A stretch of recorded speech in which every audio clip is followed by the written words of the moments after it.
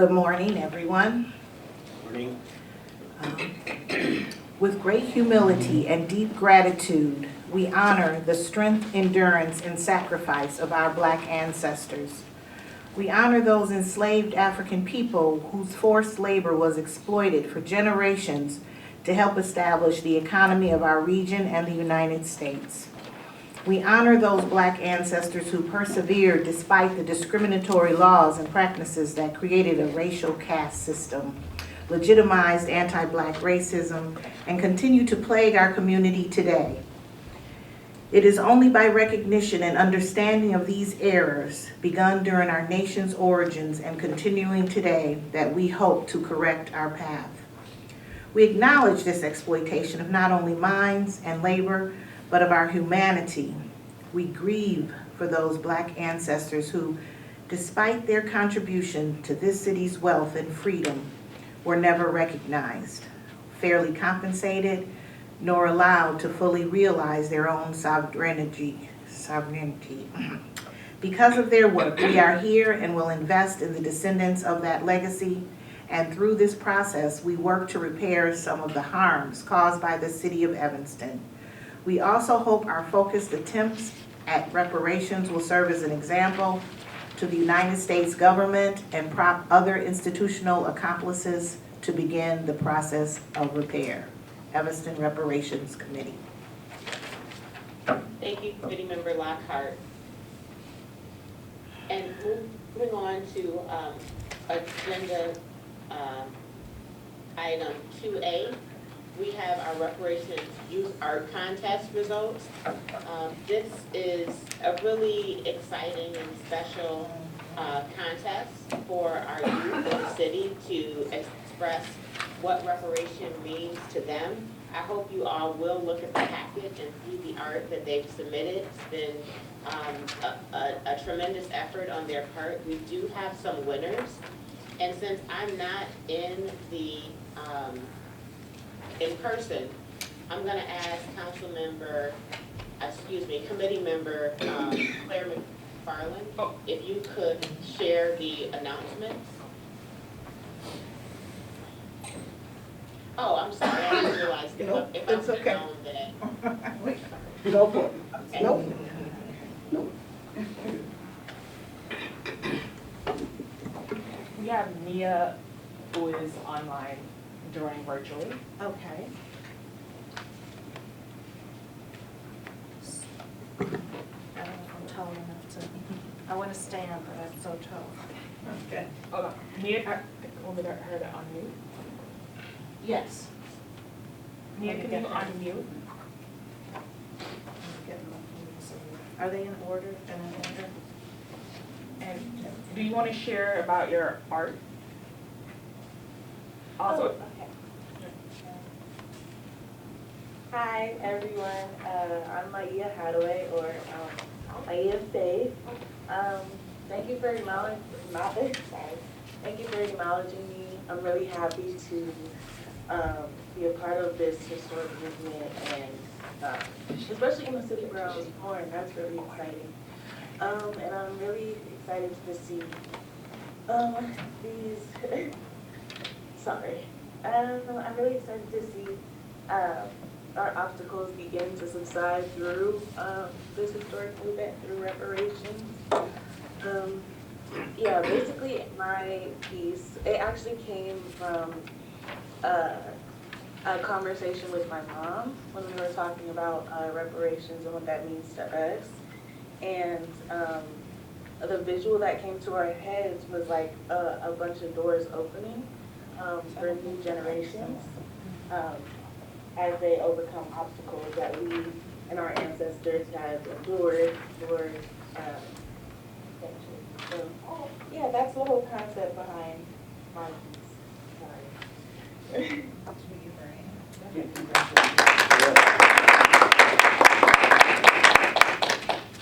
I don't know if the camera is able to focus on her submission, which is very impressive.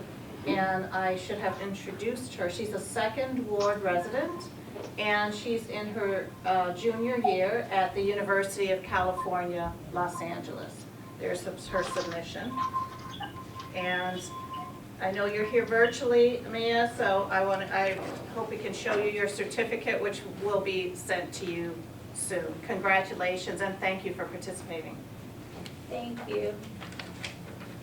And congratulations on your new baby. Do you want to share any information about your baby?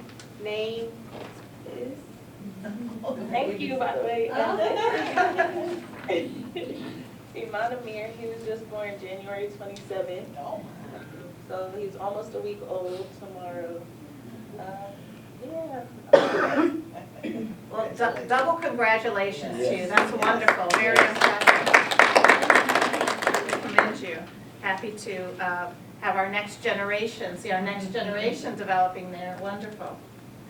So do we have Javiah Wright? Is Javiah Wright with us? Javiah, are you her mom? I see her mom online, Ms. Ransom. Yes, we're here. I'm trying to turn the camera on. So Javiah, we want to extend congratulations to you. And would you like to say something about your piece? Well, the piece was really about like difference between how Black people back in the day used to get treated compared to white people. That was the whole thing about my art. Thank you for your submission. I want to hold it up so that perhaps it can be caught on our recording there. Congratulations to you, Javiah, who's a Haven Middle School student.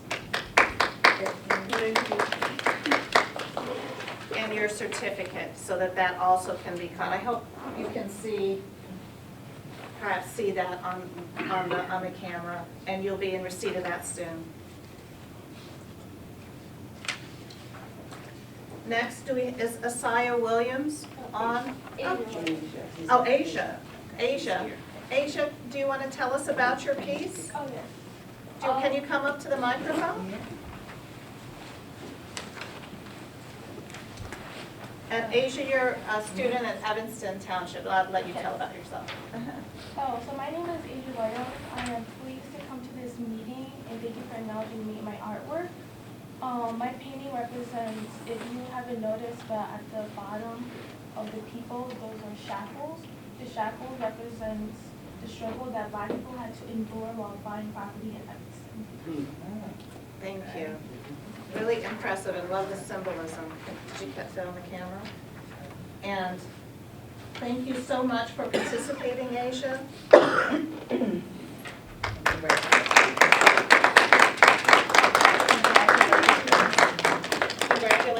Congratulations, Asia, and to all of you incredible scholar artists. We have one more. One more. Oh, thank you. We have Margot Stonebraker. She's online.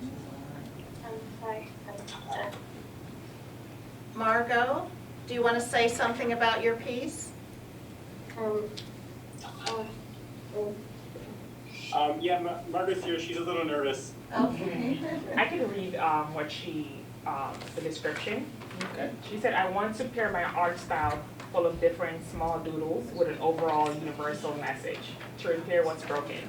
Just because it happened a long time ago doesn't mean people forget or that injustices aren't happening right now. And just ignoring that is not right. Even if the injustice was in the past, if no one took the first step, who would? Not all wounds heal on their own. Not all problems can be fixed with words.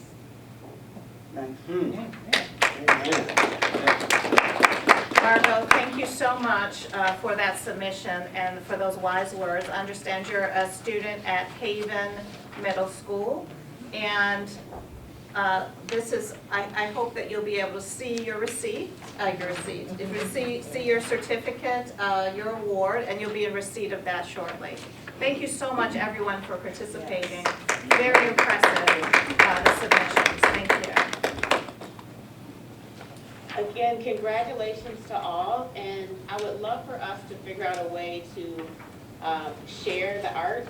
Maybe we can share it in our reparation listserv, but if there's a way to have physical illustrations somewhere in the Civic Center, maybe on the second floor lounge where the other art is, Tashik, if you could be thinking about ways to show the art to the community, or maybe in a partnership it could go to one of the community centers or somewhere so that the community can see this great illustration of reparations from our youth. Will do. Thank you. And then lastly, if the committee could, those that are in person, I think we have one winner in person. If the committee could take a picture with the one winner and her certificate. She's gone. Oh, she's gone. Did she I have was school? trying to catch her real quick. Yeah. Okay. I'm sure she had a class as well. And so we also want to thank the Arts Council for coordinating this effort and making available the budget to give them a monetary award for their efforts. So we're going to move on now to item 3, which is testimonials. And we shared last week that we're going to do more to hear from community and continue listening as well, and using it to inform our work. And so this testimonial period is for anyone that would like to take 3 minutes to share their case for reparations in Evanston, historically, currently, a Black resident in Evanston that wants to share their experience, their lived experience as a Black resident, and any way you want to contribute to the case for reparations here in Evanston. We have Indona and Demetrius Griffin that signed up. Okay.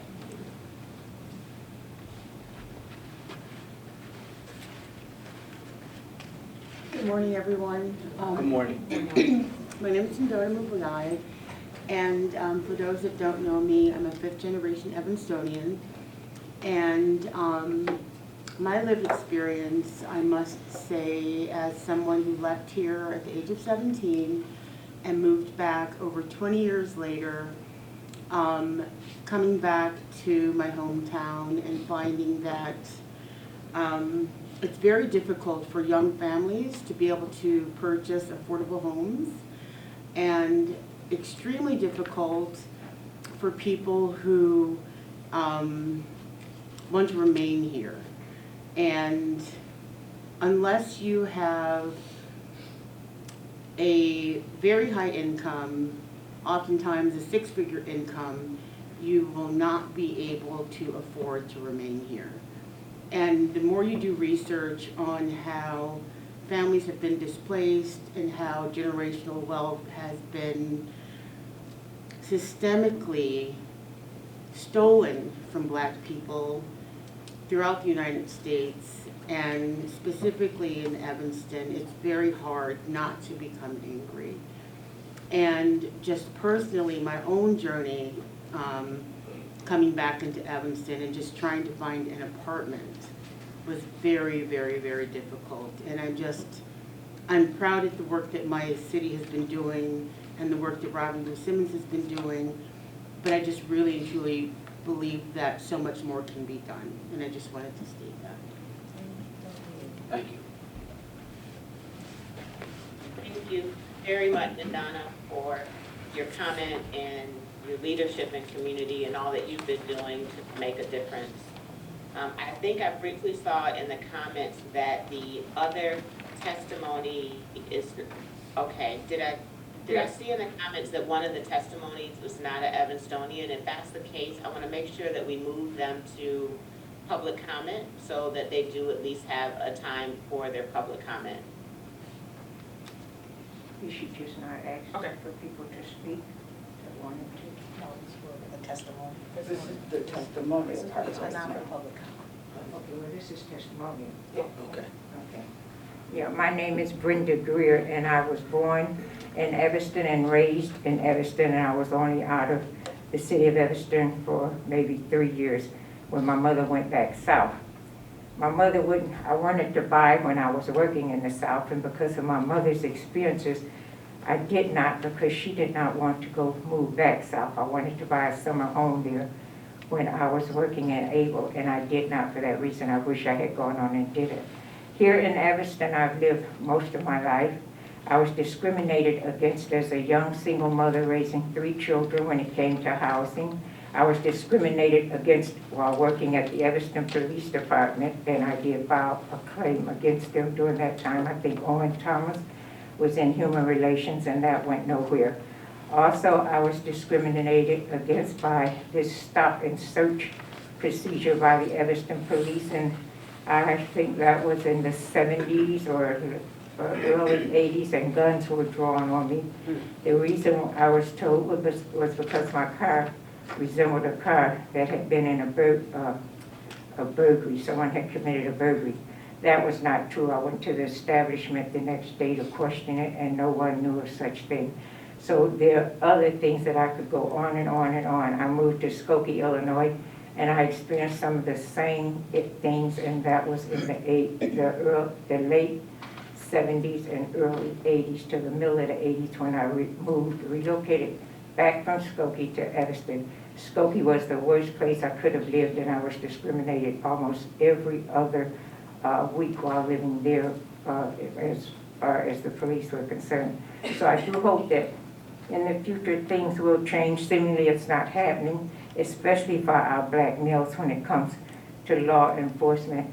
And I will say this, Evanston has had some problems, but we do have one of the best law enforcement officers that there are. I've experienced it with my guys, my boys, my sons, and other male members in my family. And so we still have a lot of improvement to do within the Evanston Police Department, but we do have some of the best police that there are in the United States. Thank you.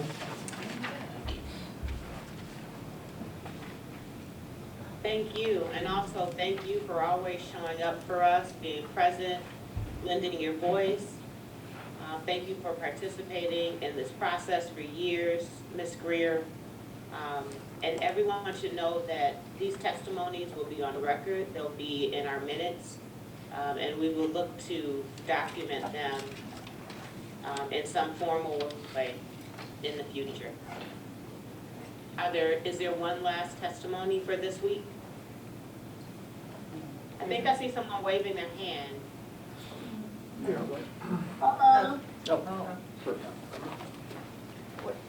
have one online, and then someone else in person wants to speak. Okay, so let's go ahead and do both of them, and then close it out. And we just want to let everyone know that this will be available at every meeting that we have going forward on this committee. And additionally, we'll talk later in the agenda about listening sessions that will allow for more dialogue. To Michelle, if you could please go forward with your comment or testimony. First of all, good morning to everybody. I want to thank everybody for putting this together for us. It means a lot, and being that I am here as a 5th generation Evanstonian, my family migrated here from Georgia, and they too were pushed out and pushed around, you know, having to leave establishments where my grandmother owned property and was pushed, or great-grandmother, I'm sorry, put out of those things. So, but to be an Evanstonian and to see it on the news and be able to say that, hey, look, that's representing me, you know, and I'm proud of Evanston. I've been proud of Evanston. All of my children are born here. Their children are born here.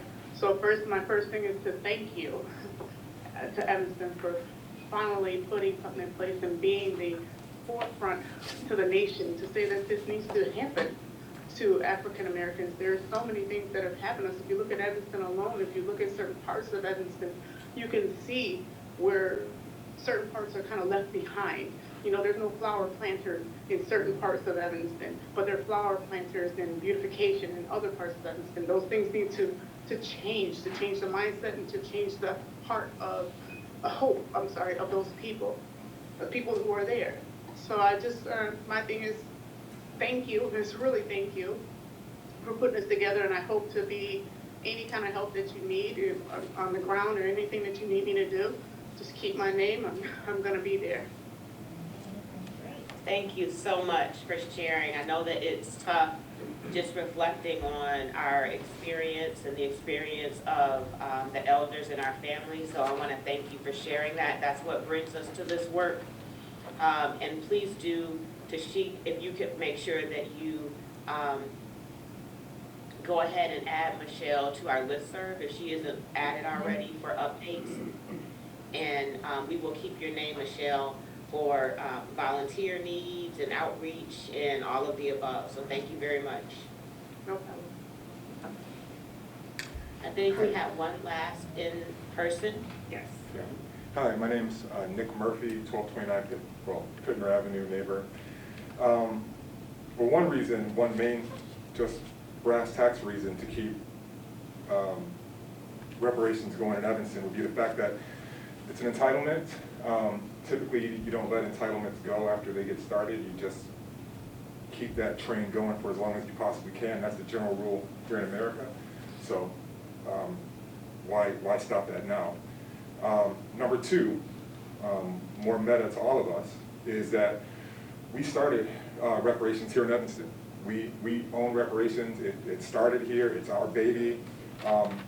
I'm very, very proud of that as an Everstonian. I would never want to walk away from that. I'm very proud of all the work that all of you have done. I've been tracking along for years now. And that's got to be our thing. That's got to be our thing. There needs to be, at every entrance into town, saying, first to reparations. I mean, a big thing, right? And then, you know, number three, it's not perfect. We got a lot of work to do within the system. I can think of a number of things that, failures, if you will, but there's still plenty of time to fix those. So let's just keep the wheels turning, you know, let the good times roll as far as reparations are concerned. I'm all about that. Thank you. Thank you. Thank you. I couldn't agree more with everything that you said. We actually, since some of the comments were short, is there one last in person? If not, then we'll move on to the next agenda item. No one else in person? Okay. Thank you all. And please do know that we're inviting everyone to share their testimony. It's continuing to inform this committee's work. But in addition to that, we're hope that the other institutions in town and leaders in town are paying attention to this process and hearing, so that other institutions are beginning to do their part as well. It is not intended for the city of Evanston to do this work alone. It is not only the city of Evanston that has harmed Black Evanston. So moving on to approve the meeting minutes. May I have a motion to approve the December 1st Reparations Committee meeting minutes? I move for the approval of December 1st, 2022 Reparations Committee meeting minutes. I second. It's been moved and seconded. Is there any discussion?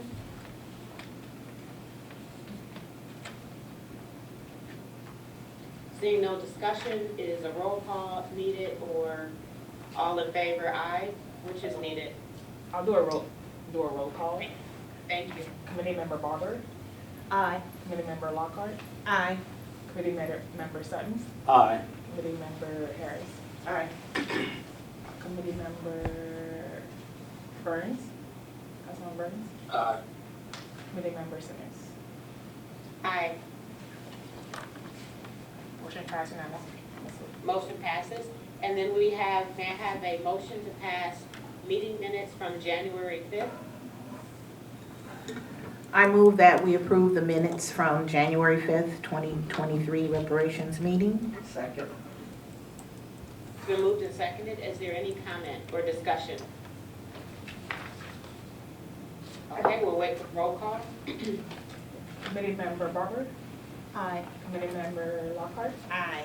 Committee Member Sutton, Aye. Committee Member Harris, Aye. Committee Member Burns, Aye. Committee Member Simmons. Aye.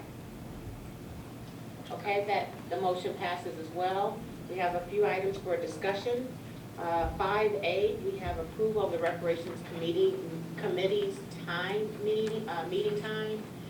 We had a survey. That survey came back with kind of all over the place.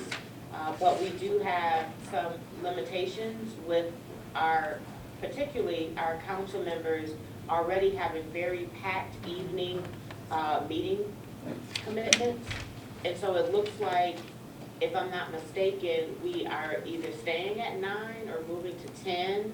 Tashik, can you tell me where we landed on that? And then we'll need to discuss that and settle on the time so that we can get our calendar out for the year. Yes, so you all just need to make a motion on what your time is. Yeah. I move that we continue to have our meetings at 9 a.m. As for the coming year. Second. I have a comment. Been properly moved and seconded. Is there any further discussion on that? Yes. And one thing that I will say, just so that everyone knows in terms of accessibility, is we will remain hybrid on this until further notice so that it allows more flexibility, guarantee of quorum, and more importantly, more community access and engagement.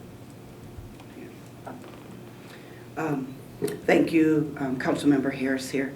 And I just wanted to acknowledge that we clearly see what the desire of the community was, but that we have to make a hardline decision for the people who sit and make these decisions and our availability. But as Alderperson Simmons has said, is we are accessible, we are available. There's only so many hours in a day, so many meetings that we can attend, and we want the best representation of this committee to be able to effectively do the work. So I want to be clear that we're not negating what we saw from the community, but we do have to work on what the committee who's doing the work can accommodate. So thank you. Thank you so much, Councilwoman Harris. If there's no further discussion, I think we actually have a motion and a second. So Tashik, if you want to take the roll on that. Committee Member Barber? Aye. Committee Member Lockhart? Aye. Committee Member Sutton? Aye. Committee Member Harris? Aye. Committee Member Barnes? Councilmember Burns? Aye. And Committee Member Simmons. Aye. Okay, that motion passes. We'll get that out to our listserv. And next we have item 5B. And I'll give some background on why this is on the agenda. We have not dispersed any more than our first 16.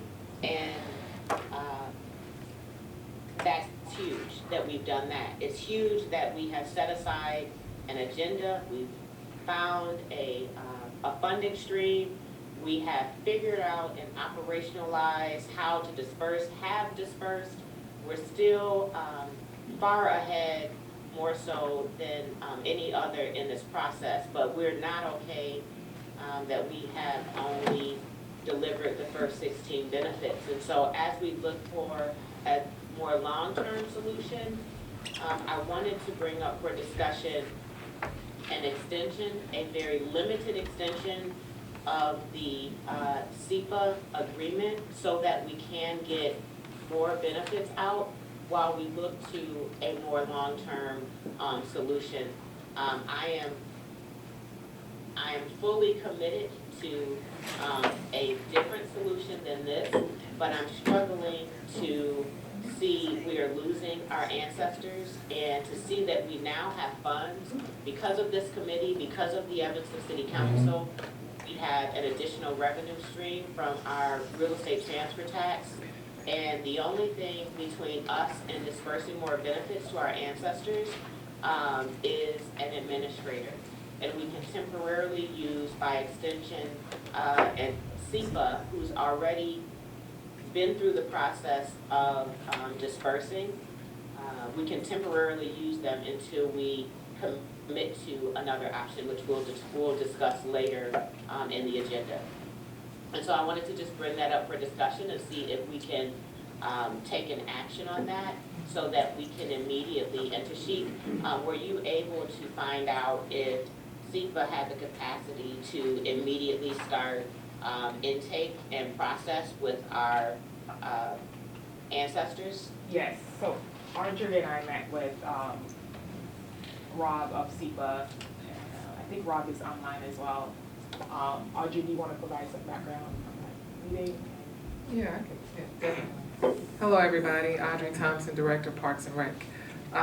So for that meeting, we did discuss their ability to do 16 to 20, but to also kind of gradually have those individuals to be assigned to SEPA. I do want to bring up one thing that we discussed in that meeting.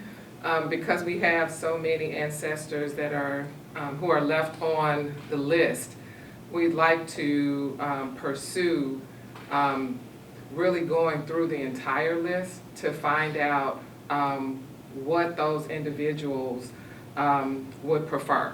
So if they are desirous of their mortgages being paid, then that's easier. And so, you know, why make them wait if that's the only thing that they need? So if they are wanting to use their entire $25,000 for that, then that's a benefit that we can go ahead and proceed with, rather than the longer option, which is the construction.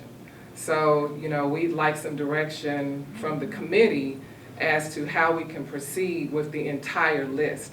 And so we would be prepared as staff to go through the entire list to just get some information from all as to which option they would like to choose and be able to use as soon as possible.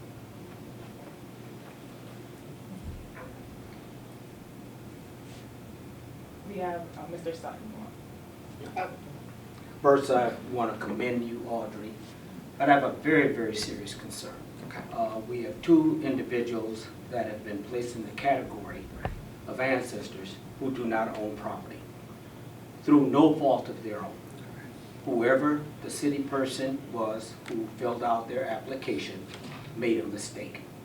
I don't think that we should punish them for what they did in good faith to abide by the process and now be told, first, there's a limitation. If they don't accept it, it will not be distributed to them.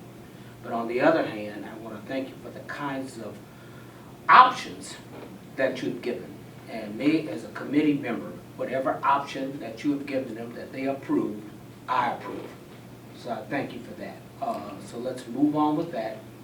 I've never been in favor of this organization that's distributed, and I want that on the record. Dilatory practices, procrastination has brought me grave concern with the number of people who went through the process in good faith, and here we're years into this process, and we've only distributed to about 10 people. I think it's a disgrace, and I think to say here we are on Groundhog Day, waking up the next day doing the same thing over and over again. So anything that we can do to expedite the distribution of these funds and to be leverage that we should not penalize anyone who did not know that they were placed in the wrong category. Rather than descendants, they were placed into ancestors. So that's my concern.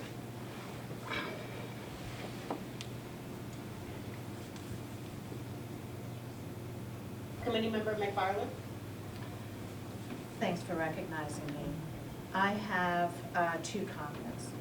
First, relating to the possibility of extending SEPA's contract. And I understand that logistically and with time constraints, it may be desirable because, you know, we've come that far with SEPA. Notwithstanding that convenience, I want to voice a concern that I believe when the statistics came out, SEPA, there was a very, I don't know, I'm struggling for the adjective. When contractors were required by the recipient's needs, according to the recipient's needs for housing, I didn't see enough African American contractors being used. I don't know what attempts were made. I don't know if we could go forward logistically with amending that and having that conversation and requiring some attempts to be made. The distribution amount, as we said, it's not restitution, but it would be wonderful if some of the benefits could ripple through, extend out through the Black community. So we have well-qualified contractors here, and it would be wonderful to see them being used, or at least contacted, or for these projects. I didn't see that happening with SEPA. I don't know what conversations were had, or they reached out. I'm not privy to that, but I would like to just express that concern and to see what we could do about it. I'm not sure if the agreement with them, if it needs to be extended for expedience sake, could be amended so that we could address that and have that addressed more formally and have that information come to us. So that's an inquiry that I would direct to SEPA. So I could provide some. So Audrey and I, when we met with Rob Anthony of SEPA, and I see Rob's hand has raised, we raised this issue with them, and we agreed to do a contractor event in Evanston before the process starts to get those Black contractors involved. I'm gonna let Rob Anthony speak. He's online. Could I just, before you speak, Rob, maybe just to clarify my question, because I know that we had some community groups take quite a bit of time to put together that resource list. And so, asking people to come forward, I think the outreach should come from SEPA, not just saying, that's who came forward with the bid.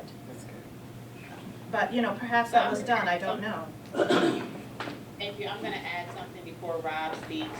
I couldn't agree more with either of my colleagues on the committee, and that's why we didn't initially continue, and that's why it would be a very limited and conditional step forward. We have had conversations, expressed our intentions for this commitment, that there be a value add of economic opportunity for Black contractors. I believe that is well understood.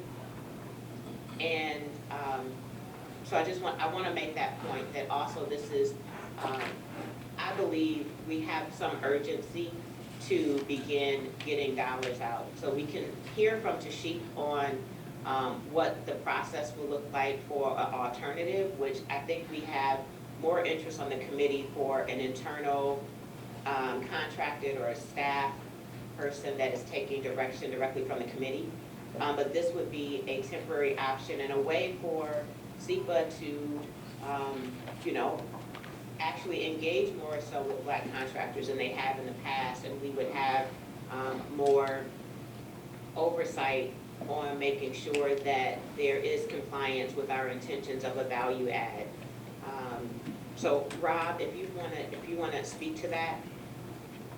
Sure, I can just shed a little bit of light on a couple of comments. So in terms of the timing, there was a comment about a slow process or stalling, and I'm not sure if that was related to SEPA or whether that was the process overall, but just for the record, so SEPA got involved with this process about 1 year ago. We were given 14 clients to work with, and 12 of those 14 wanted SEPA-managed rehab. The other 2 were requesting mortgage assistance only. So that's 14 reparations recipients that were referred to us. The 2 that wanted their mortgage assistance, those were paid out very quickly. The other 12, all of those have been done.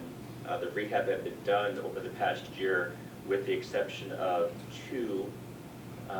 One that's finishing up this month, and another, the last one that needs some exterior drain tile work, and so it's difficult to do that in this weather, and that will be wrapped up in March. So those projects moved along very quickly. We were given 14 projects to do, and we got those all done very quickly. In terms of the minority contractors, I think Robin has even recognized in the past that we have a long history of reaching out to minority contractors. We've worked a lot with the Minority Business Consortium and other groups. In terms of the reparations program, when we got started a year ago, the contractor situation was extremely difficult. It was very, very difficult to find contractors to do work. It's a little bit better than it was about a year ago, but there was an extreme contractor shortage, and we are doing everything that we can to get as many possible contractors as possible, and particularly reaching out to minority business enterprises. There were 3 lists that we were given last year. The city had 2 different minority contractor lists, and then we had our own minority contractor list. We emailed and called every person on that list. So we had 2 to 3 attempts for each person. There was very little response to those efforts. A couple contractors that we talked to said that because they're black contractors, said that because there was such a demand for contractors at that time, they were making a lot more money on other larger projects, and that's why they weren't interested in some of these projects. We continue to work with as many and recruit as many black contractors as we can, and it's something that I brought up with Tashik and Audrey when we spoke the other day. I think a different type of outreach, if we can do some kind of joint minority contractor recruiting event with the city, I think that would be very helpful, and we would be very appreciative of doing that with the city. So I'll respond. I will say that understanding the process of residential construction, I would say that it was expeditious process and rollout. Again, those that had the mortgage payments was extremely quick. I know that Councilmember Burns had been working with a group of contractors, and maybe there's some opportunity there if we can hear from Councilmember Burns on an opportunity to maybe re-engage that group of black contractors. And so we're very specifically looking at black contractors and not minority contractors, to be clear on that. Councilmember Burns, are you able to speak to that at all? Yes, Chair, I just wanted to jump in and say we will invite, if we decide to move forward with CEPA again, if the committee decides to move forward, we will invite, Rob and CEPA to the next NWEB committee meeting, where one of our working groups is working diligently on creating events and as in particular creating an event to identify and organize black contractors. So we're prepared to partner with CEPA or whichever group we end up working with. Thank you. I would also add that last year the direction of the committee was that they really wanted to get these dollars out and expended very quickly, and there was an urgency to get the construction work started. And so, I think we could have slowed that process and, done more, attempted to do more recruiting, although again, at that time, it was very difficult to get any contractors. But the sense from the committee at that time, too, was that we really wanted to get this rolling and get the construction started, and so we went with contractors that were responding.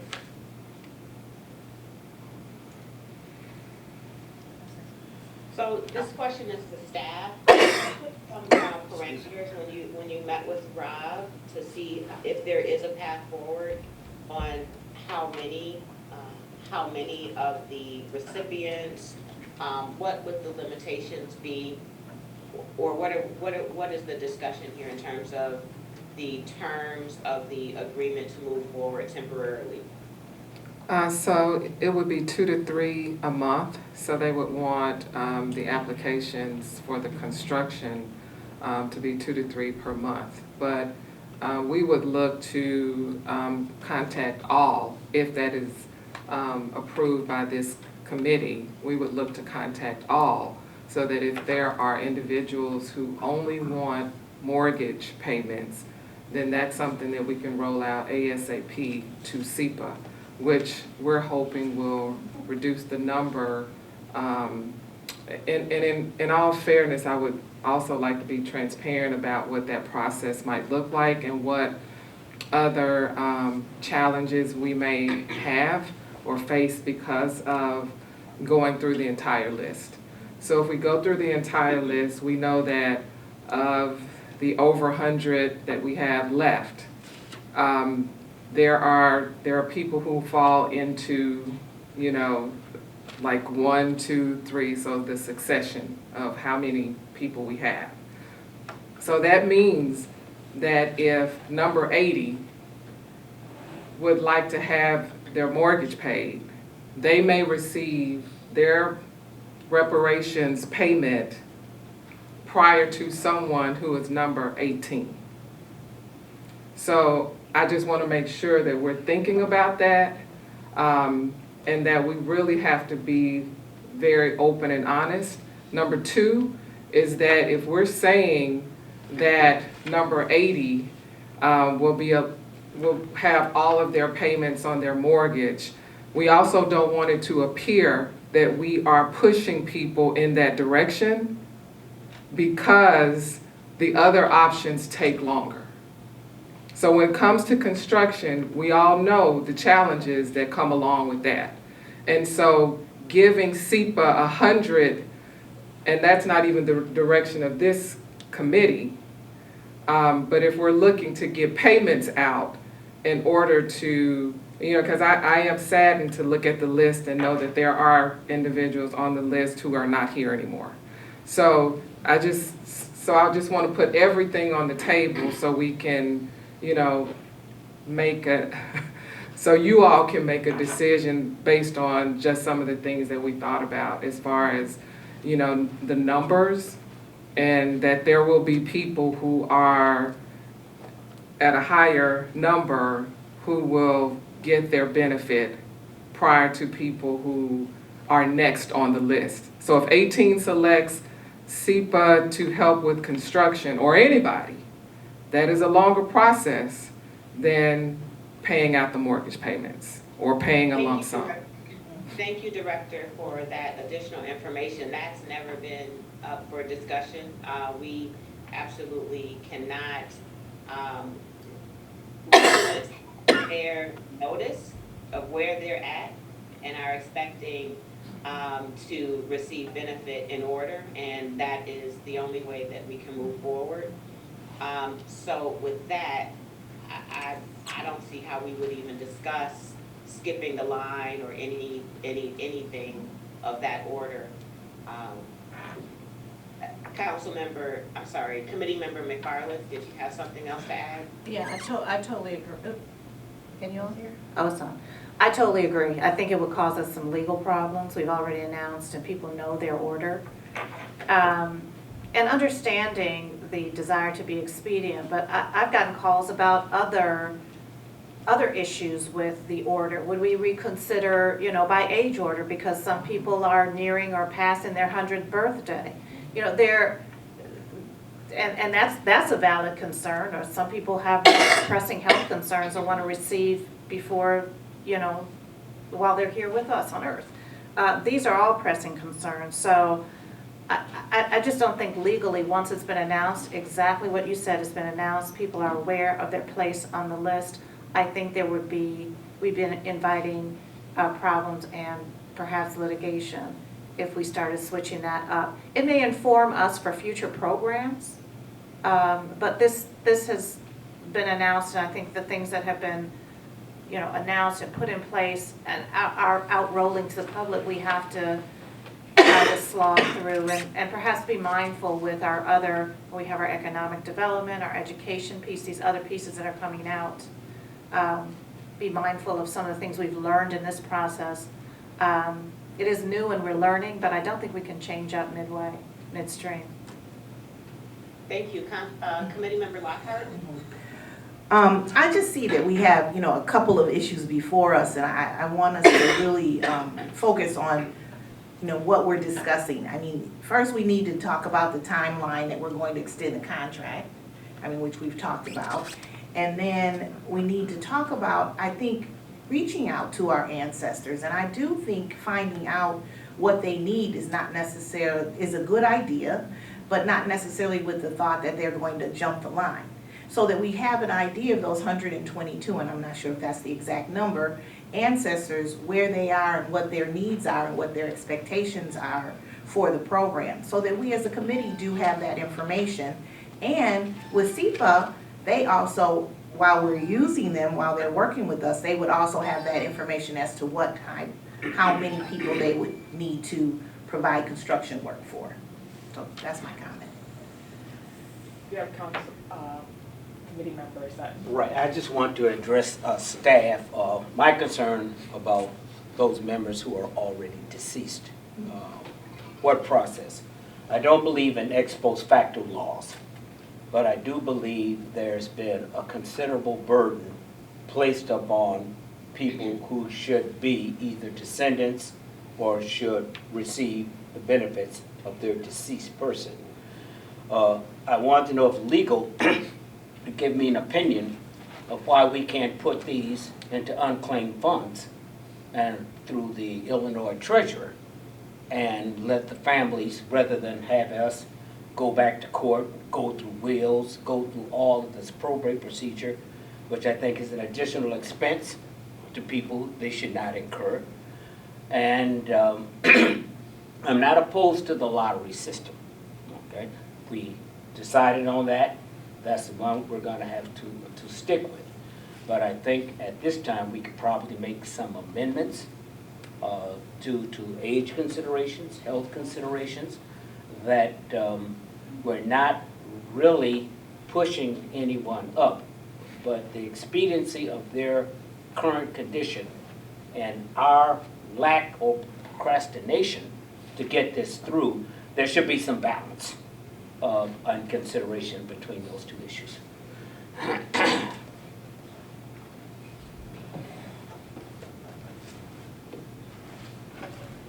Okay, I will, Mari Johnson, Assistant City Attorney.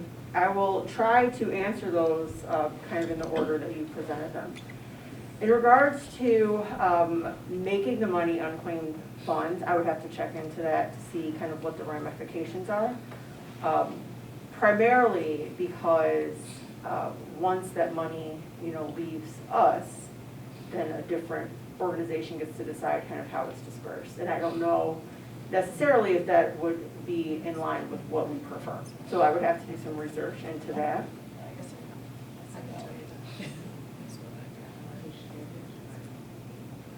The next question you asked. Can we pause there on that question, just for a little clarity?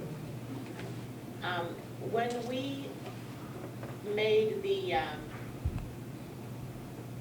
option for the descendants to designate a recipient, I'm not sure. Claire, help me with the language of what I'm saying here. Okay. When we did, pardon? Yeah, to designate a beneficiary. Yeah. Right. When we did that not take that burden away from us and take it to whatever sort of probate or estate process there is? So I think Mr. Sutton is right to be concerned about burdens and extra fees and costs, but it was my understanding that it would go to a judicial, a legal process, some type of estate or probate, and that would be managed independent of the city. So that is correct for forms that have been signed and submitted, but I may be misunderstanding your question. Are you referring to people who have already passed who did not have the opportunity to sign that form? That's right. When they were approved for the distribution, there was no requirement by our committee to identify descendants and recipients. Right, so that would mean there's two different pools of people we're talking about. We are talking about, one, people who've already passed and did not have the benefit of being able to designate their beneficiaries, and then two, people who have been able to designate their beneficiaries. So as far as it relates to the form that was signed and submitted by recipients, yes, that will take care of all of those legal property questions that may arise on the event of their passing. As far as the people who've already passed away without the benefit of that form, I would have to look into the option for unclaimed funds. In regards to making amendments to the program for potential health concerns, old age, et cetera, I think that if there is a legitimate public interest, there's a possibility to do something like that. I, of course, would like to do some research to just kind of ensure that it's, a wise option. And if you choose to do that option, what would be the best way to proceed with making an amendment and the wording of that amendment. So I would like some time to answer that question more thoroughly. Did I miss any of your questions? No. Okay.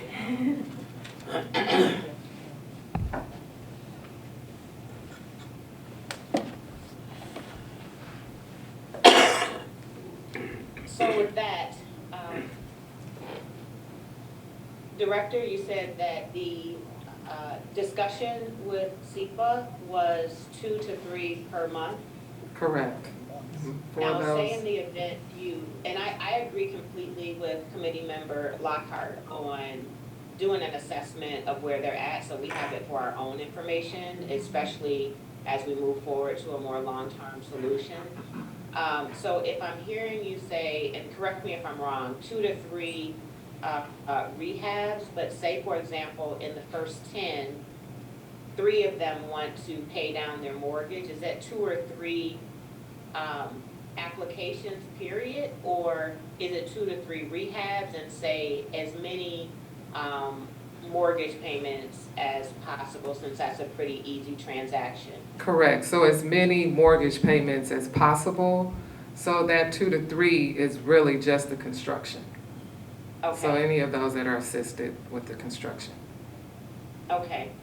And so I'm thinking that a more long-term solution would certainly take a couple months. I mean, we're going to talk later in the agenda about a potential internal position for this. We'll have to identify funding for it, possibly, fundraise for it. So we're a couple months out. And if we move forward, and this is for the committee to discuss, if we move forward with SEPA for 2 to 3 per month, would we like to do that with Councilmember Burns taking more ownership on getting SEPA connected to our Black contractors and collaborating with them more on making sure that the value add is there, economic opportunity, and limiting that to maybe a 3-month agreement with hopes that we decide on a more permanent solution? Rob? I just want to clarify that with the capacity that we have right now and the programs and projects that we have going on, we could, as Audrey said, we could take a number of mortgage payments or mortgage assistance files. That would not be a problem for us. But on the rehab side, we could really only only start about 1 rehab per month, not 2 to 3.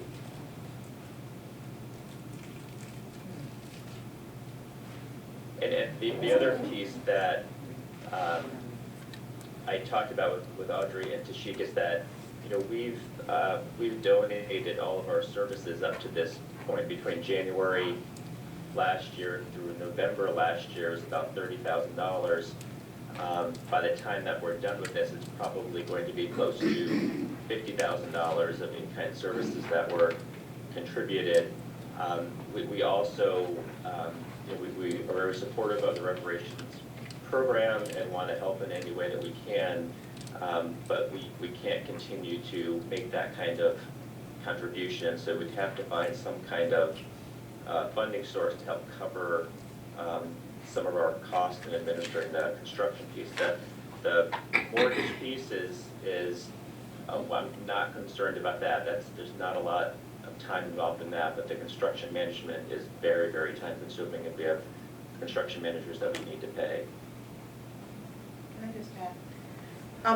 Rob, is that, I'm sorry, is it okay? I just wanted to ask a question about, we heard 2 to 3 per month, now we're hearing 1 per month, and I'm just wondering, is that based on not having the contractors to do the work, or is that based on CPAC's ability to process? We have 3 full-time construction managers, and their workloads are very busy. There are a lot of construction projects that we did not get to last year because we had these 12 reparations projects that we were doing. And so we don't have the capacity with 3 staff to manage the other construction work that we're doing and take on, 2 to 3 new projects per month. Councilmember Burns? I was gonna say, just to add a little bit more detail, and Rob, correct me if I'm wrong, but CEPA manages Evanston's CDBG rehab loan program, as well as, I believe it manages other cities' CDBG rehab loan programs as well. And I think that's part of why we looked at going out with, putting out another RFQ, which I don't think is on today's agenda, but why, we put that RFP out, HODC and Open Communities and EDC responded. I think it's why we're going to be talking about hiring, potentially 2 additional people to work on this. But it's as Rob said, as we all know, been a part of construction projects or renovating homes or whatever it is, it's just very time consuming. And I think I appreciate that CEPA has worked with us this far, but I felt from the beginning that we really need to identify full-time paid, staff of some sort to work on these projects. This is a big project that we're doing, and we'll talk about this later on the call. But we have the money to really support, I would say the remaining number of our ancestors. What we don't have, and I believe the chair mentioned this earlier, is the staff support to manage it all. So, so I just wanted to add that. Thank you. So let's come to a close on this. We have some decisions to make. I think we all agree that this work is so important that it should be a dedicated person or that is doing this work as an administrator. We're going to discuss that later, but right now we have worked really hard to get additional funds, worked really creatively. Thank you, Councilmember Burns, to figure out a way to front load those funds so that we can disperse all of our ancestors this year, this quarter even. So we need to make a decision. Do we want to have a temporary option as CEPA continuing as an administrator? They've done a fine job. They struggled with getting Black contractors. We can do more to support them and make sure that happens.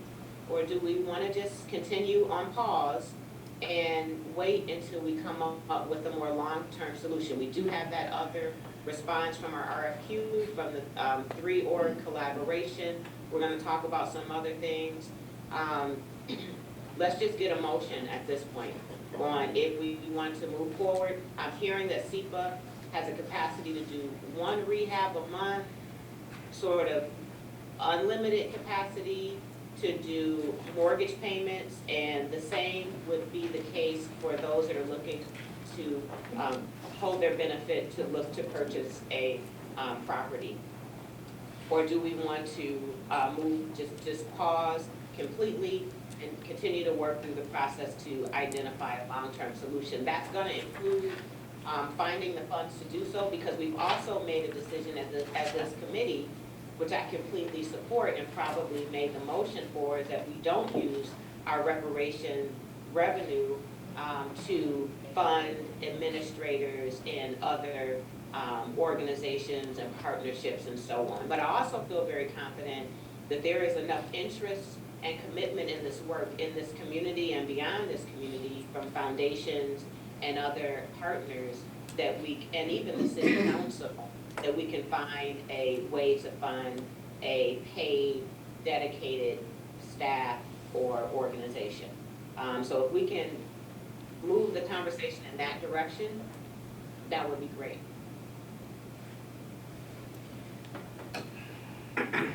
Committee member Lockhart, I think I saw you. Mr. Carlos had his hand up first. Go ahead. Yes, I am opposed to extending this contract for any length of time. As I said before, if it's a nonprofit, and now they're saying that we've income them that they need $50,000 that they have lost. At this time, I think it would be more appropriate if we could get the city manager's office to get a job description for a contract manager and put that $50,000 in hiring a person to implement our program. As I said earlier, it just seems to me that I've been accused of being guilty of procrastinating on this committee for recipients. And I don't know how many of you on this committee get those phone calls and people knocking on your doors, but I've got quite a few. And I'm more concerned that I don't have answers for them about the time of distribution or the process. Thank you. Can I just, yeah, I just, with all due respect, Mr. Sutton, I'm really for us moving forward. And I think having an established CPA established is a benefit to us to be able to move forward. And while they have acknowledged there have been issues and we see those, going forward for a short period of time until we can establish another process, I think would be helpful, because then we would move forward and we would be able to help our ancestors, in this short time. So I'm actually for extending the contract for 3 months to keep the process moving forward. Okay. That's the motion, I'll second that. Yes. What was the time frame? Yeah, what's the time frame? Okay, so I move that we extend the contract with CPA for 90 days. And we have a second from Committee Member Burns. Committee Member McFarland, you had discussion? Yeah, I just had a quick question for the council members. What, with the time, and this relates to my thinking about the time for the extension, what is the time frame? What is the typical time frame with getting a new city employee approved and then, accepting the applications and vetting those and making selection? What is that typical time frame? Can somebody give me, is 90 days sufficient? I'm gonna jump in because I think so I'm going to, first of all, we do have for discussion, Mr. Sutton, you have been heard. You and I think, have agreed, and others, that we should be looking internally for this. There's been successful models at the city of Evanston. Thinking of NSP2 and Jolene Saul in that role as someone that managed that project. And so we have, Tashik has put together a job description. We understand now what the budget would be. I'm committed to working hard with the committee to fund that. So that is something that is in the immediate next steps for us, Mr. Sutton. And so I just want to say that, Claire, we have that. We can post it, but we have to have a committed funding mechanism for the job description. And again, I think there's a ton of support out there. We're always receiving outreach on how we can help. We have partners in the community, and there's a lot of interest in working in the reparations movement, a ton of interest. So I think that within the 90-day time period is a reasonable and attainable timeframe for that. Now, Tashik and Director Thomas, if you could give us any other feedback on like internal human resources, onboarding, like when someone actually gets to work, that would be great. So I do think that 90 days may be cutting it short with trying to, get the funding, get it posted, and because we are, I mean, as most of you all know, it's just difficult hiring, period, as someone who has several job openings in my department. So I do think to get, the right person for this might take longer than 90 days, especially if you're also having to figure out where the funds are coming from to fund the position. This is Councilmember Harris, and I think to accommodate the questions, needs of everyone, I think we can reinvestigate in 90 days so that gives our counterparts the opportunity. 90 days is not a definitive, we have to stop, but if we're not in a place that we can move forward, because that's the commitment, we're going to move forward, how to do that, and understanding that sometimes you take 2 steps forward and 1 back. And we understand that with this process. So I think leaving it at the 90 days gives us the opportunity, even though the work force is shrinking, right? And we understand that too. Baby boomers are now retiring. So it's a big population. It's bigger than Evanston. It's an issue worldwide. It gives us time to be able to negotiate both sides. So I think if we start there, we can come back to the table in 90 days. Is that fair? Just like that? I will still oppose it. Okay. And I agree with him. I've been trying to find an electrician and a plumber for 2 months. And I understand with the COVID, there is a shortage of people to make these kinds of work. And I go along with that. But how long?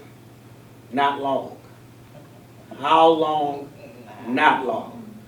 When I look at the 13th, 14th, and 15th Amendment that still have not been completely afforded to us, I don't see extending this contract another second, but I'm only one vote. Councilmember Harris, thank you for your comment. I'm going to support this motion with the conditions that we've discussed. I just want to make sure they're on record.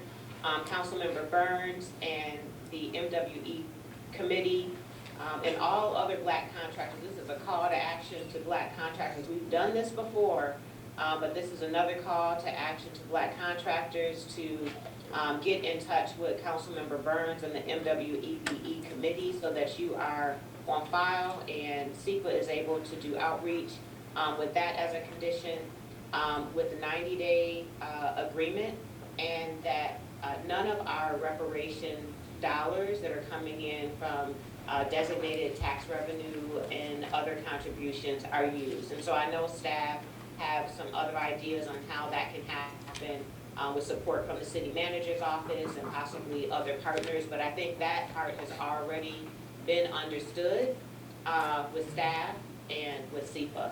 So I'm going to support the motion, and I think at this point, if there's no further comment, Tashik, if you could take a roll call vote. Committee Member Barber? Yes. Committee Member Lockhart? Yes. Committee Member Sutton? No. Committee Member Harris? Yes. Councilmember Burns? Aye. Committee Member Simmons? Aye. Motion passed. Okay, moving on. Do we have anything else for action? Because we have Councilmember Harris that has to leave at 10:20. So if we do, we need to pull that. I think the rest is for discussion, so we're okay. Can someone tell me what the rules are for that and how it will affect our meeting? D is for action.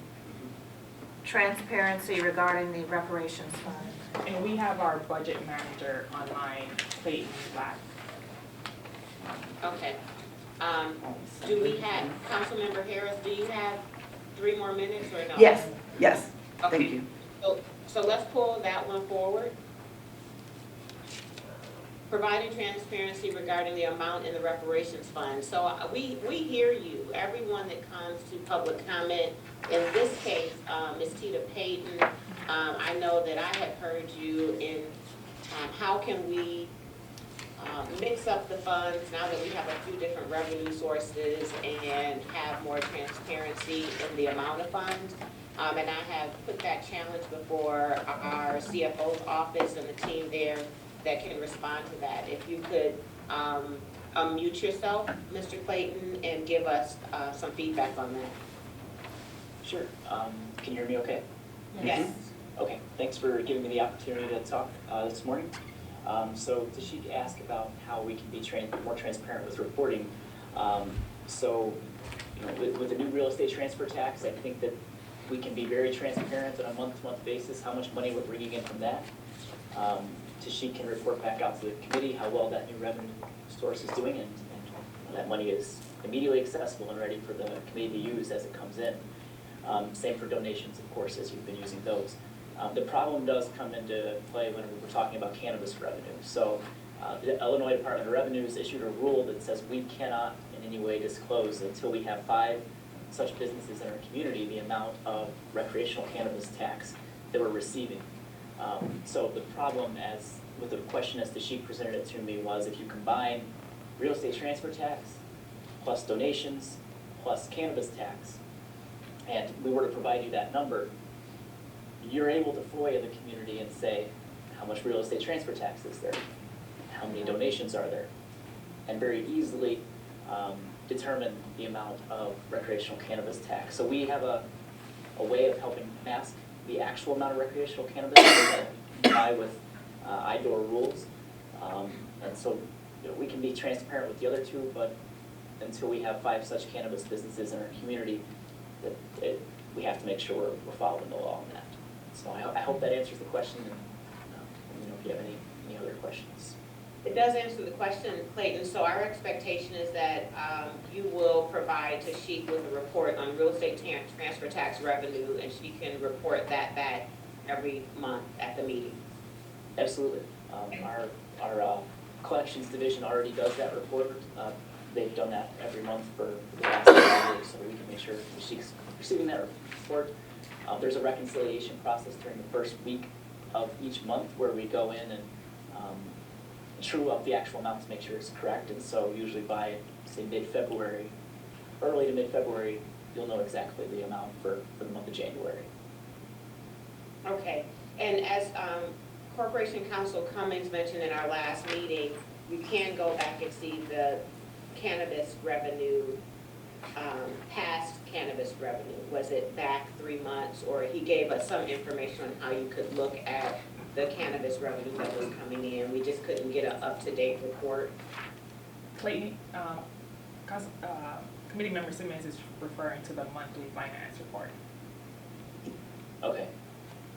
Yes, yeah, that's available. I'd have to get with Council Cummings and understand that exactly. We haven't talked about that point. Okay. Okay. So, Kitty, is there any discussion? Is there any discussion on that? Okay, so if there's no discussion, Tashik, thank you in advance for reporting that back. I think we're still a ways from 5 dispensaries. I didn't know it was 5.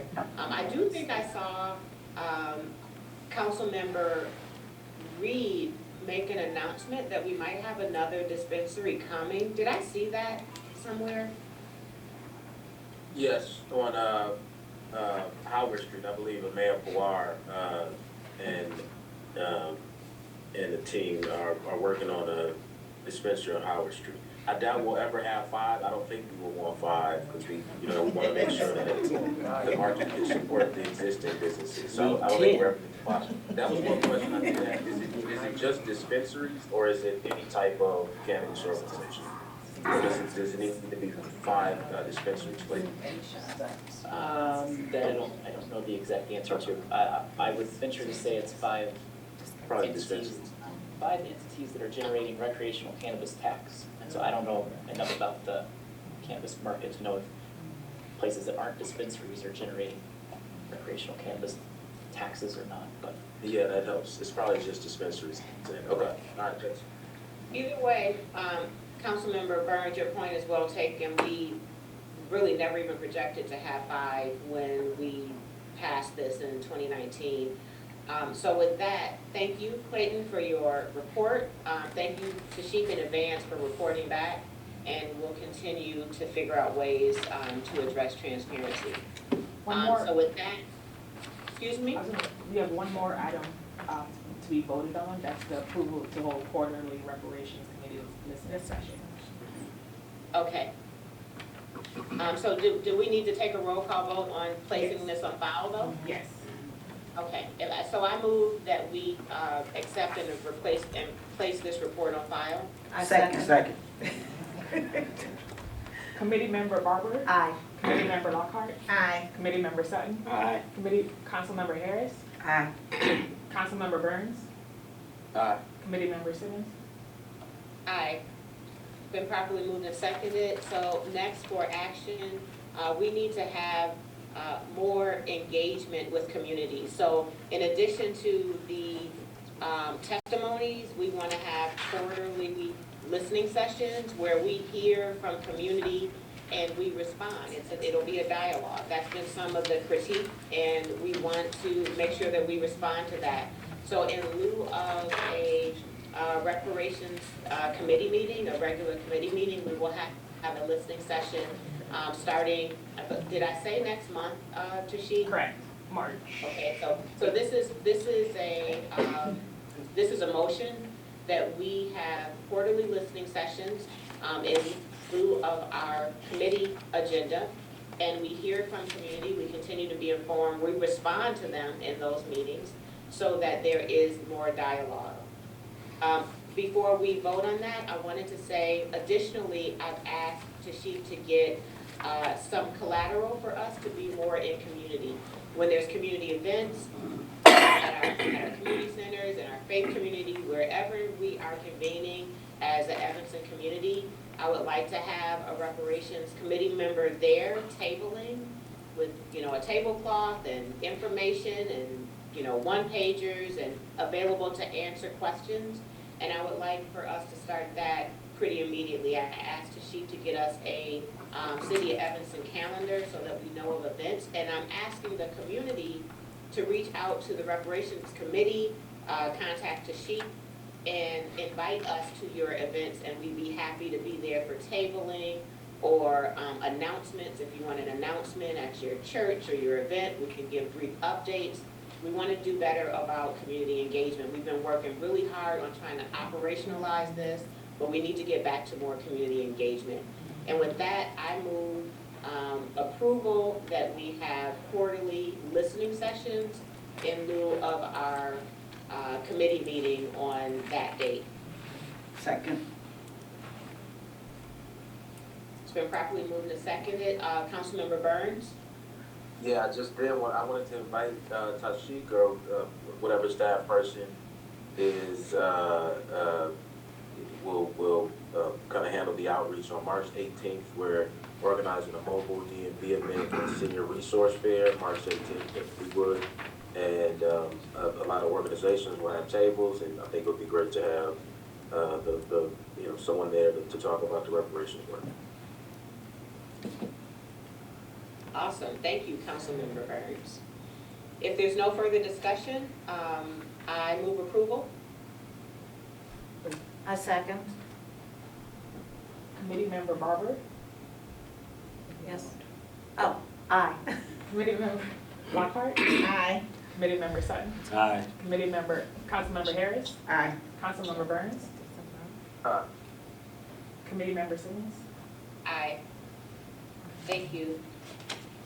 Moving on to do we need a recap? Everyone, well, I guess this would be more for the community. Tashik, if you could give, or a designated staff person, a very quick explanation on our additional tax revenue and the front loading of the $3 million to fund our ancestors.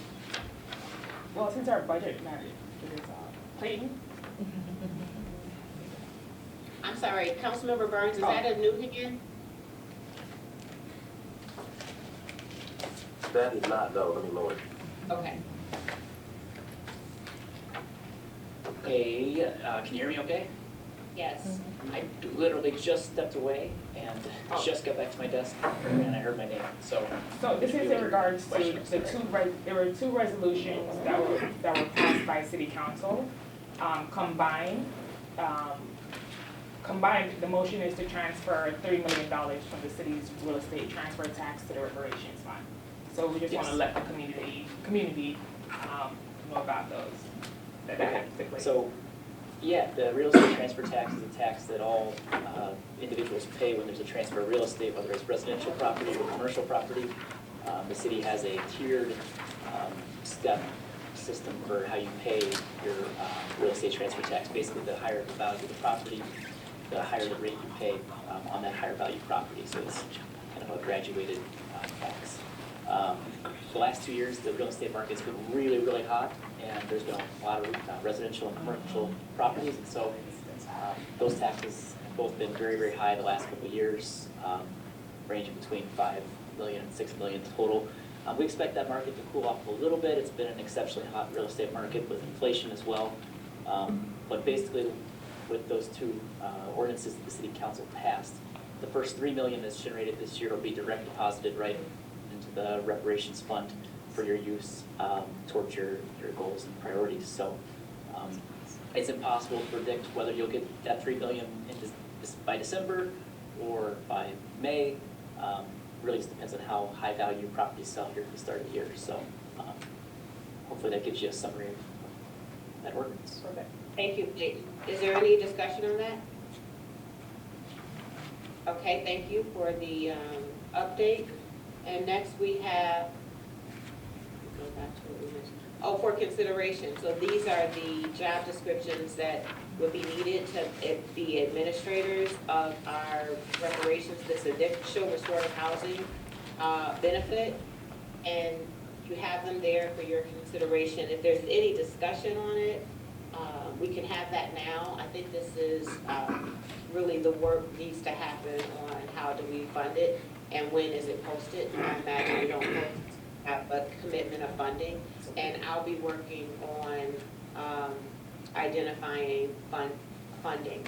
And council members, if you have any thoughts about it, committee members, please contribute to that thinking on how we fund these two positions. Tashik, thank you for getting the job descriptions together. I'm committed to this as our best option for delivering our program. Is there any other discussion for item 6A? Moving on to 7A. No, we did that one. 7B, Tashik, did you have any comment on this? Yeah, so at your last reparations meeting, in reviewing the comments, you all asked staff to look at providing text notifications to those who signed up to receive notifications on reparations. So we can do that, and we have enabled our software to do that. Great. Residents would just need to sign up to receive those text notifications. And how would they sign up? So I sent out a link already in our normal monthly notification. By email? Yeah. Awesome, thank you, Tashik. Is there any other comment on that? And thank you to whoever made the recommendation. Thank you to Councilmember Reed for lifting up. He's been doing that already in a former role as a clerk. Moving on to, for communication, we have 8A. And I don't know, did we get someone from the RSAE or the interfaith community to give a report? I see Dino online. Perfect. Welcome, Dino. Good morning, everyone. Thank you. I'll have a short report because what I plan on doing is having a much longer report for next meeting in March. But I'd like to give a quick summary of some things that have been happening through the Reparations Stakeholder Authority of Evanston. We've had a little brief pause latter part of 2022 in our meetings, but we are restarting our meetings this February, will be our first board meeting for 2023. We are still working on a website to get more visibility in the community so there's a better understanding of what the RSAE is, how it functions, how it I guess shares the same synergy with the city's reparation initiative. But also some really good news. This past MLK Day celebration at Faith Temple, there was a convening of multiple faith-based congregations who last year on Easter announced that they will, for the last year Easter in 2022, will for the remainder of the year raise monies toward reparations work. And we'll end that process on MLK Day with an announcement of the monies raised. Now, I do apologize, I don't have the exact number right now in front of me. I had looked on the website at the Community Foundation to see that that was available yet, but they tend to report about a month behind schedule. So I have that money's announced, the accurate money's announced next month. But it's somewhere around the fundraising of all the 15-plus congregations who presented their totals at Faith Temple on January 15th in an amount of over $800,000.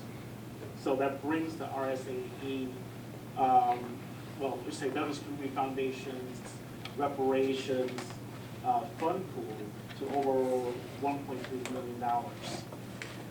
The idea with RSAE is to help facilitate the distributions of those monies when we reach a certain goal, and that first goal has been met.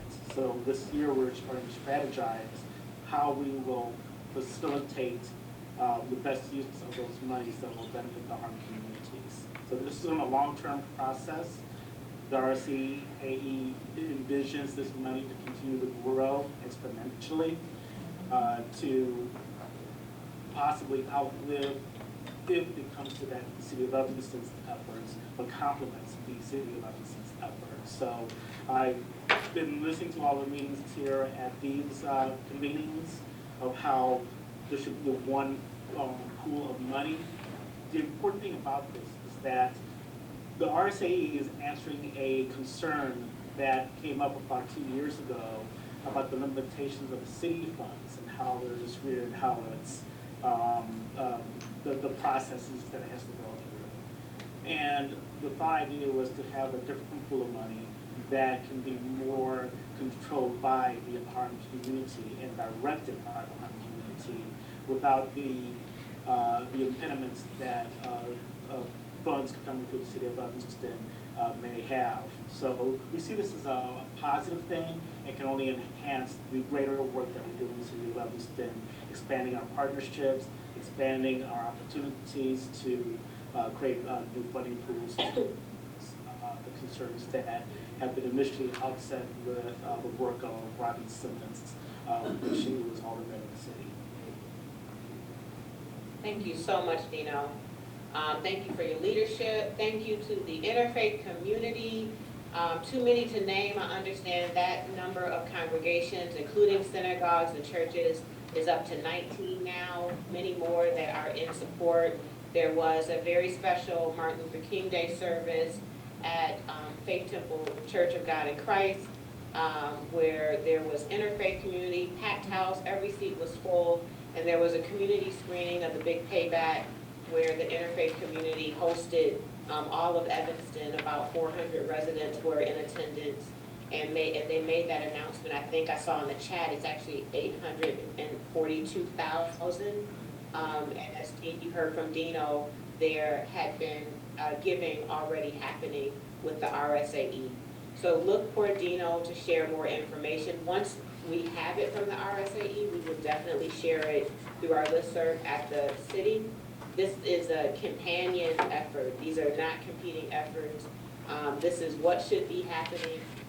The Black community really leading an effort, and so the RSAE is taking time to get infrastructure and capacity so that they can begin its process. So thank you for that, the RSAE. If I might add one more thing, I forgot to mention this. One important part too, at the announcement of the awarding of the money, and thank you, Laura, for that more accurate number for 842,000. The participating congregation pledged to continue this at least for another year, to repeat the fundraising effort so that next MLK Day in 2024 will be another announcement of a donation to the reparations fund.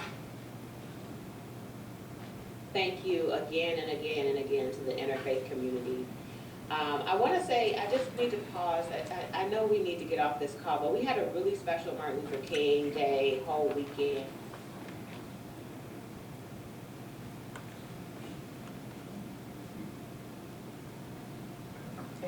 And the staff, yes. You pause for a second. Okay, can you hear me now? Yes. Yes. I said I wanted to lift up a special thank you to Amy Morton and the entire staff at the Barn Restaurant. It's a really nice steakhouse in Evanston. It's like a hidden gem. It kind of feels like you're doing something special. You got to go through an alley to get there. But anyway, you get there and it's just a beautiful dining experience. And Amy and her team at the Barn invited and hosted some of our seniors, the Foster Senior Club. And if you don't know about the Foster Senior Club, Foster Senior Club, join if you're 55 or older. They're the hottest group in town. 60 years or 50 years they've been meeting, but they were able to meet as a gift from Amy Morton and the staff at the Barn, and it was during the Martin Luther King Day period, and they had a very special meeting and some time together. And I just want to thank all the businesses that have been reaching out to be supportive to the Black community, particularly our senior community that have experienced direct harm in Evanston. I wanted to make sure that I lifted up Amy. So if you need date night, girls' night, steak dinner, Amy, just sending thanks to Amy for doing that. And thank you to the Foster Senior Club for all that you do to lead this community, have done for decades, for how you challenge us, hold us accountable at your meetings. Thank you for the support that you give as well. And I just wanted to lift that up. And with that, we just have Tashik, if you want to give us a financial donation report.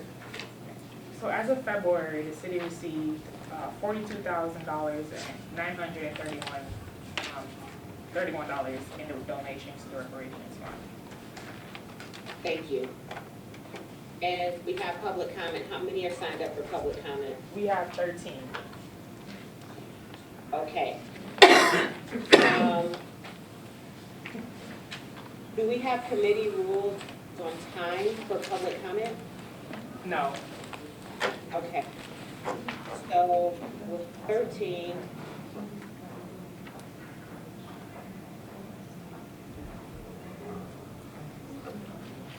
we're going to limit our public comment to 2 minutes each. And Tashik, if you could manage and call everyone up for public comment. C. Williams? Thank you for being here. Is C. Williams? No, they're in person. And Wheatley? Did they leave? Swoop? Swoop? Swope? Yes, Swope? Yeah. Did you sign up for public comment? No, I just. Okay, you're fine. You're fine. But I would like to. Okay, go ahead. 2 minutes. Basically, I think my answer Come was to the addressed. mic.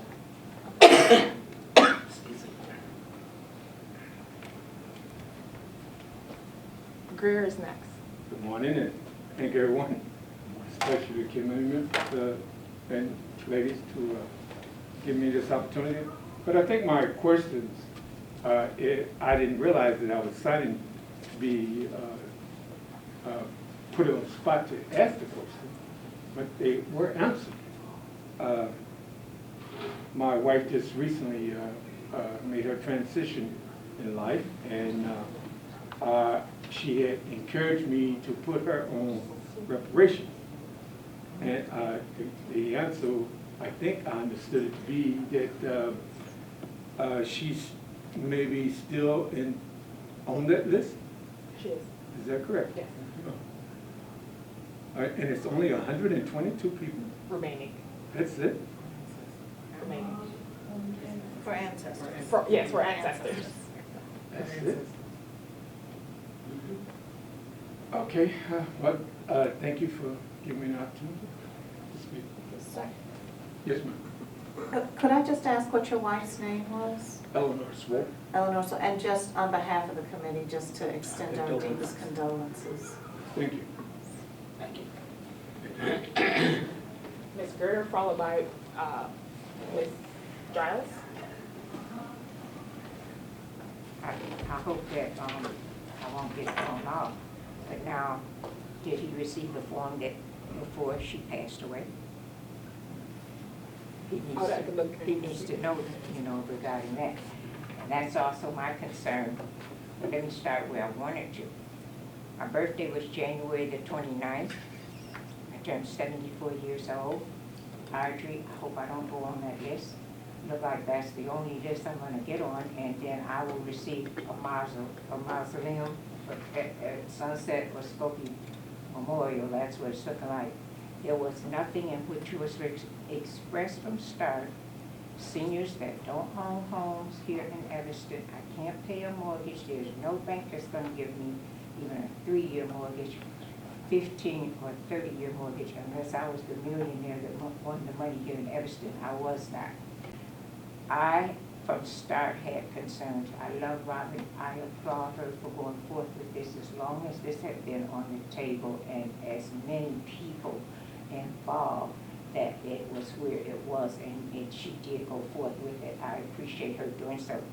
But I'm hearing all these alternatives and things that are saying could be done, even adding 5 more people to the 16 that were picked. We did a lottery so that people would be picked and there would be an order. So if there are going to be changes, which I stressed the last time that the city manager was here, there were a couple of us. Tina Payton was one, Roberta Hudson, Priscilla Giles, Carlos Sutton also discussed a member passing in the family. My sons are day and night. There's no way. There are 2. If I sign that form, how are they going to benefit the 2 of them? There's no money if the money's not involved. They can't live together. I'll say that right now. If one owns a home, it's going to be a problem for the other. I know a family, their parent is on that list. He's older, he's sick right now. There are 7 in the family. They have signed, one of them has signed the form. What's going to happen with that, with 7? There are going to be a lot of legal problems with this if things aren't changed. There are a lot of seniors, I will speak for them, I'm in the senior club.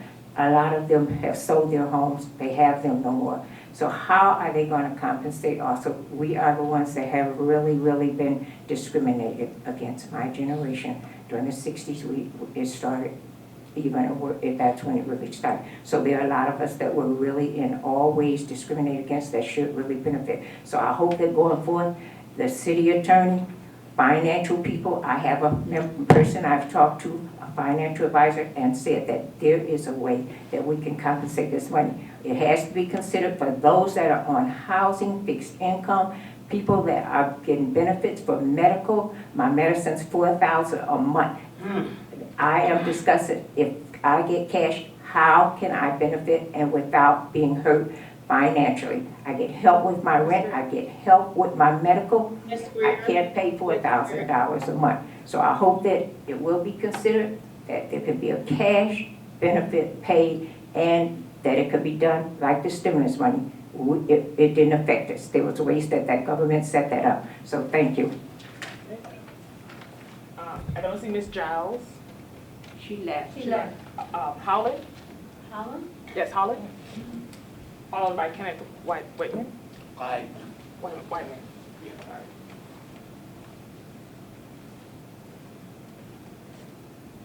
Good afternoon and good morning, everybody. Good morning. Hi, my name is Eva Holland, and I have several issues, but I'm not going to go into all of them.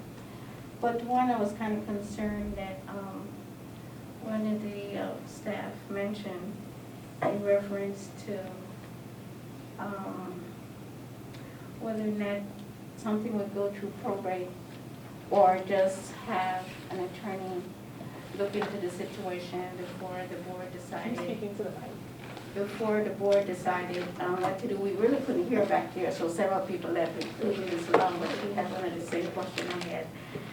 And as far as the accessories, I think that personally is that I think that it should not even be a committee to decide. Why I'm saying that's one committee and I mean the city committee. I mean, some city should be engaged with some of the people within the community to be engaged in the decision to be made as far as the accessories or whether or not there would be rebate or you have to get somebody for you to be the beneficiary. I think in a sense it's kind of ludicrous.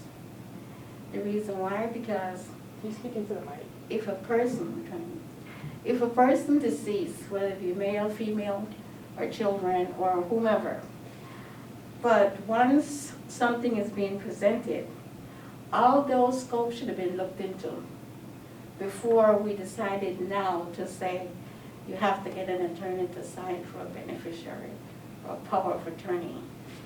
I think that that should be looked into, as the legal person was saying. In several other unsound stuff or things that are going on that is really not compliable even with the reparation of what reparation really is. So therefore, if some of us that is in this room go and request what reparation would be, me, I was a foreign born, but I was raised in Evanston since I was 13. So Evanston is my home because I really didn't know that many people where I was born at. But there is a lot of other people within the community that is not even aware of how reparation is supposed to be functioning. So, as I think Ms. Rue said it clearly, some community activities by the staff or whomever is in charge to make things happen in the community, I think that is really needed. Because, number two, okay, it's a diverse group in Evanston. We have to pause this comment and move on to the next public comment. Okay. And if you, please do join us next month. We're gonna have more time for dialogue. Okay, thank you. Thank you so much for being here. No problem. Mr. 1 minute is coming up.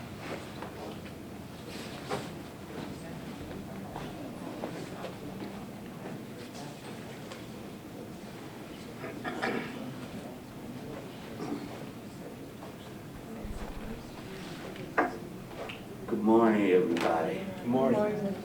I'm Kenneth Wiseman, and I'm here to represent my sister and myself. I received a call the other day that my sister and I would be taken off the reparations list. My sister was number 8, and I was number 9, and it was told to me that in March that we would be eliminated, and in March. I do not have any property. My sister don't have any property, and we were on the list. And I come here this morning to ask the committee or people that's in charge what is possible that you can do, if you can make some changes or help my sister and I, since we don't have no property, and to be able to get something out of the reparations before we are eliminated. And I want to know if you all have made any kind of decision on, since I don't have any property, my sisters don't have any property, if you made any provisions that could help my sister and myself out, since we were number 8 and number 9 on the reparations list. And I hope you could come up with some kind of decision that will help my sister and I out, since we don't have any property. And I hope that you can come up with something or any kind of changes or provisions that will, help both of us out. And if possible, and we stay on the list, I hope you can come up with something and let my sister and I know if you came up with something that will help us out, because we don't want to be, I mean, everybody maybe have gotten their money, maybe, but we have not received anything, since we don't have any property. And I just want, some kind of possibly reparations in some kind of form that will help my sister and I out. And I hope you can do that. Thank you. Thank you. And we have the remaining online. I don't see Diane Martin, Logan, or Andrew, Demetrius Griffin. I said that's okay since Isn't you it? have Okay. so many. Carol Young. Carol Young.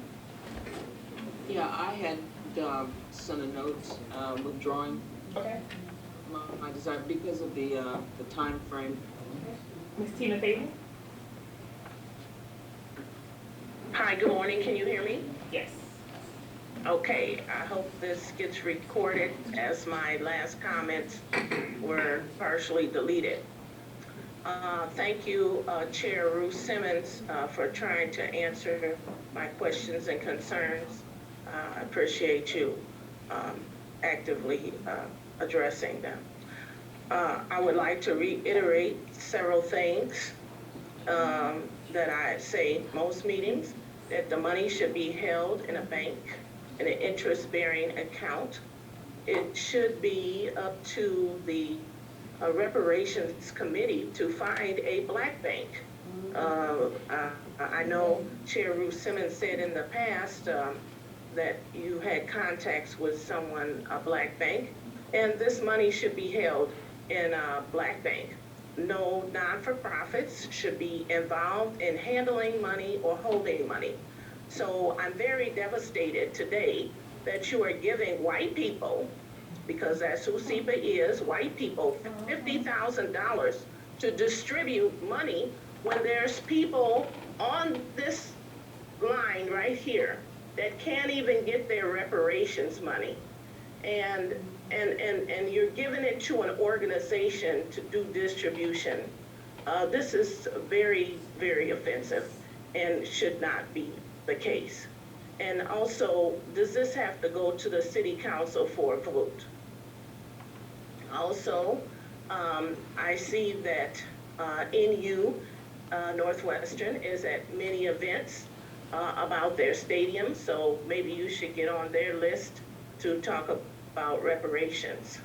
I would also like to say again that it should be cash payment, and Attorney Nick Cummings, I'm still waiting for him to make a statement about he's found a way for cash payment, and he has never spoken about that. And also Mayor Biss has been to many events talking about his relatives with cash payments. I would like to see him at the reparations meeting discussing it. Also, for all of the people, or some of the people, as Mr. Weidman just spoke, it is understood that when you pass this program, that it would be used for housing, and you either had to have a house, get house repaired, mortgage, or find a house in Evanston. As I've always stated from the beginning, many seniors are not in this category and available to buy a house, or they don't have a house. And cash payment would have been much better. But since you have passed this through City Council, any variations of this would have to go through council, and it seems that this would be illegal. A lot of people did not apply for the reparations. I would like to finish my statement. I know there was other people that went longer. And you've gone longer, so Ms. Payton, please let us. Well, I just want to know, I want everybody to know that this would be an illegal act, and you're gonna have all kind of problems. Thank you. We have Ms. Giles and then Indona requests to make one comment, and that's it. Thank you. As Ms. Giles is coming up, I want to say that the city has not committed to paying SEPA $50,000, so that is not the new headline.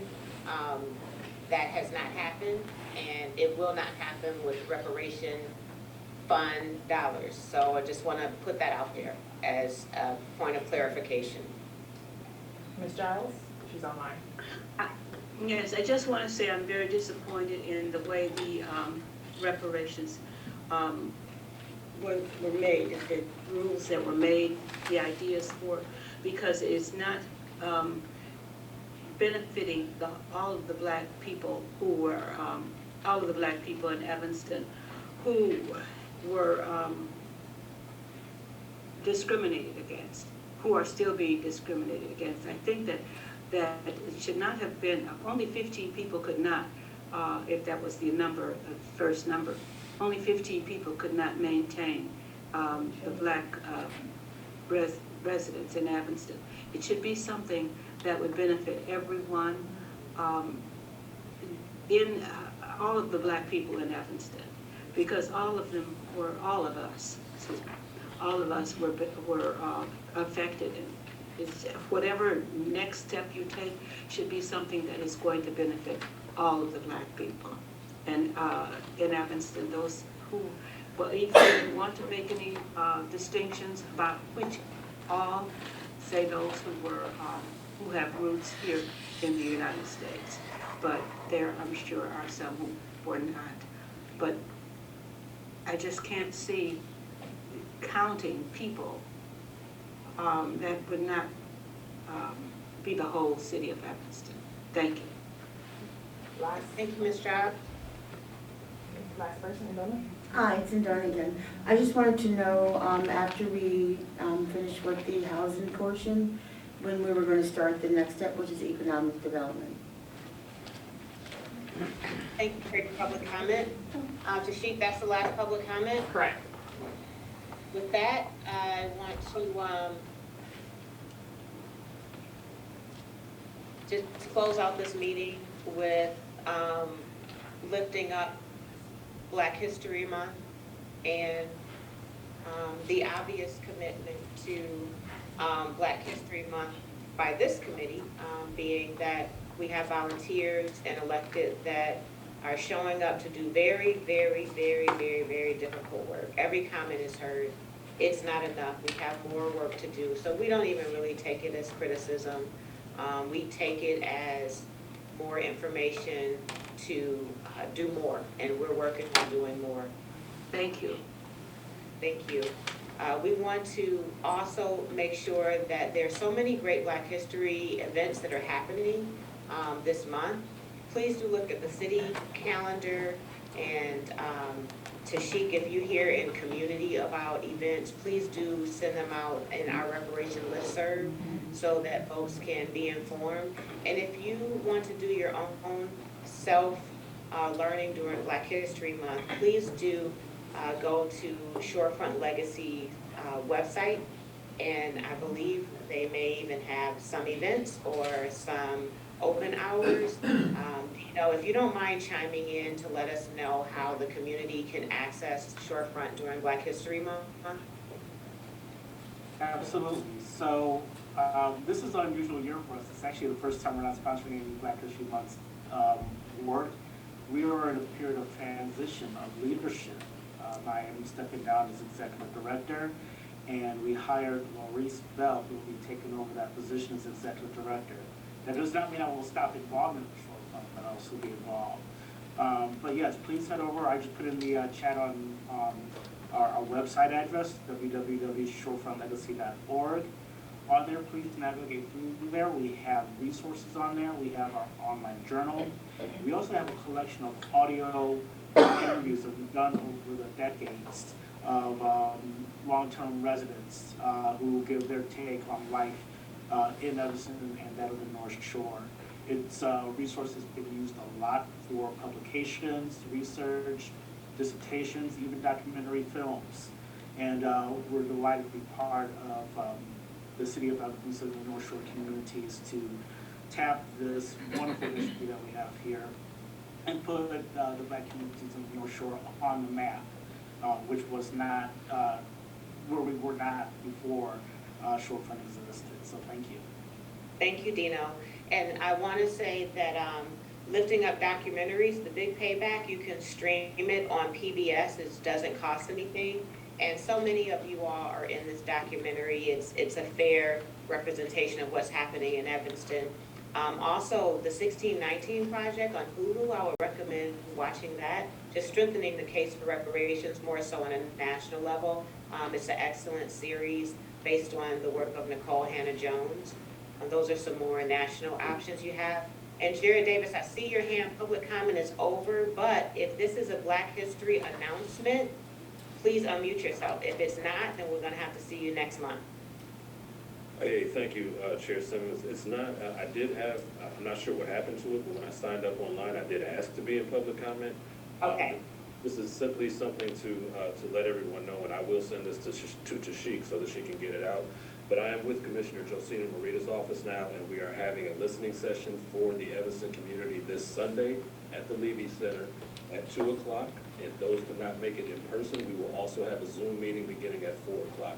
So I just want to be sure that everyone knows that so that we can get everyone's input from the Evanston community as to what the Commissioner's office can do for you and how we can strengthen our partnership with the Evanston community. So I apologize that whatever happened, my transmission did not make it knowing that I wanted to be in there. Jared, if there's a flyer or a link or anything, can you send that to Tashik and to me as well? Absolutely, will do. Thanks a lot. Thank you for your time. And if that, we are actually, I move adjournment. I second. Thank you. This meeting is adjourned. Next month, we will reconvene with a listening session. We'll get more information out about how that will work. We'll do it at one of our community centers, I'm sure. But we'll work with Tashik and her team to sort out those details and get the information out ASAP. Also, do look to receive surveys and outreach from the reparations survey and research that's happening under the leadership of Professor Al Tillery at Northwestern University. Happy Black History to all. Black folks, be intentional about joy this month. Please take care of yourselves, be well, receive and give love. I love you all, and I'll see you next month. Thanks.